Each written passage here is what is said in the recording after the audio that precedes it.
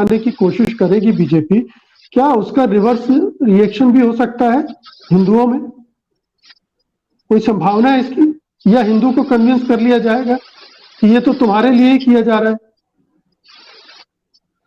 देखिए, जब हम हिंदू की बात करते हैं बीजेपी के लिए, तो वो एक खास तबका है और वो हर मोदी जी के स्टाइल से कन्विंस होता है। उसको केवल सत्ता में बीजेपी का रहना जरूरी है।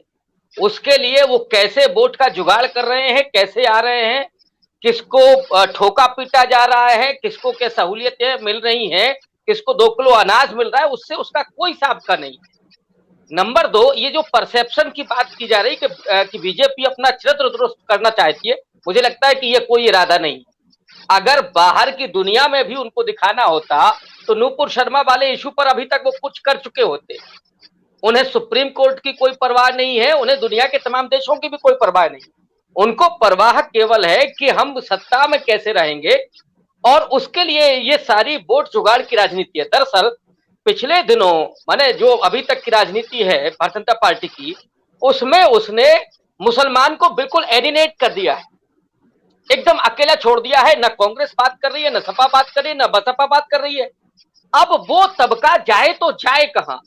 फिर वही अवतरित हो रही है कि साहब देखिए, हम ही आपके उद्धार करता है, हम ही आपको सहूलियतें दी सकते हैं, जो जीने का खतरा है वो उसमें हम आपके लिए मरहम लगा सकते हैं, तो क्यों ना हमारे साथ ही खड़ा हो जाए आप। बहुत बड़ा तबका है इस समय मुसलमानों का जो बेचैन है, और वो ये कह रहा है जब हमारे पास ऑप्शन नहीं है तो हम क्या ठोके पीटे जाएंगे केवल? तो इससे तो अच्छा है कि चलिए भारतीय जनता पार्टी के साथ ही हम वहां जो जो उनका अल्पसंख्यक मोर्चा है उसी में शामिल हो जाए। और दूसरा जो लाभार्थी का मसला है, इस पर भी थोड़ा सा गौर करना चाहिए। चाहे उसमें प्रधानमंत्री आवास योजना हो या उसमें शौचालय की, ये तमाम जो योजनाएं हैं वो पसमानदाओं तक ज्यादा पहुंची। अनाज वाला मसला है वो ज्यादा पहुंचा है।